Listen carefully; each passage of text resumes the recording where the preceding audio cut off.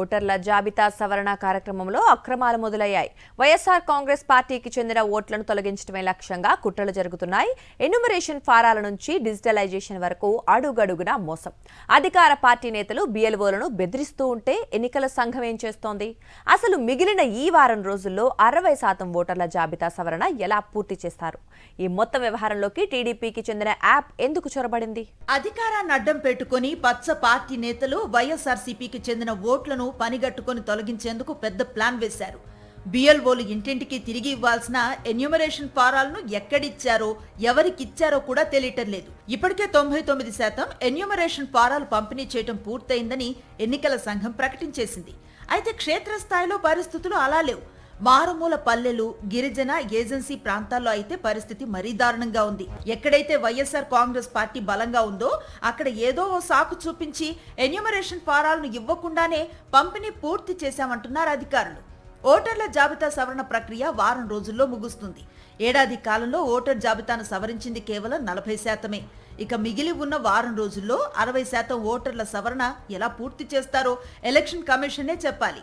అయితే ఈ ప్రక్రియ వెనుక పెద్ద కుట్ర దాగి ఉందని టీడీపీ నేతలే ఎన్యూమరేషన్ ఫారాలు తీసుకుని తమ వారికి పంపిణీ చేసి డిజిటైజ్ చేయిస్తున్నారని ఆరోపణ.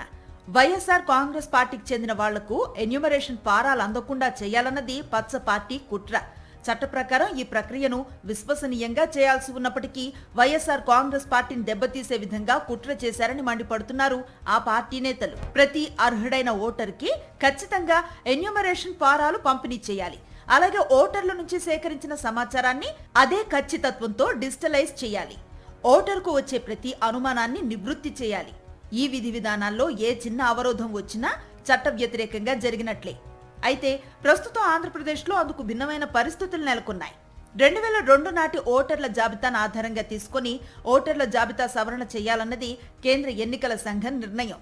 అంటే సరిగ్గా 24 ఏళ్ల క్రితం ఓటర్ల జాబితాలో ఉన్నవారు 1984 తర్వాత పుట్టి ఓటర్ల జాబితాలో ఉన్నవారు తిరిగి మళ్లీ తమను తాము నిరూపించుకుంటేనే ఓటర్ల తుది జాబితాలో వారి పేరుంటుంది. లేకుంటే వారి పేరు ఓటర్ లిస్టులో గల్లంతైనట్లే. ఖచ్చితంగా ఇక్కడ ఇదే పాయింట్ మీద పచ్చమూక బరి తెగించడానికి ప్లాన్ వేసింది. మై టీడీపీ యాప్ పేరుతో సర్ కార్యక్రమంలోకి చొరబడింది. బిఎల్ఓలతో పాటు జిల్లా స్థాయి అధికారులు కూడా ఆ మై టీడీపీ యాప్ కు మద్దతు తెలపడం సిగ్గుచేటు.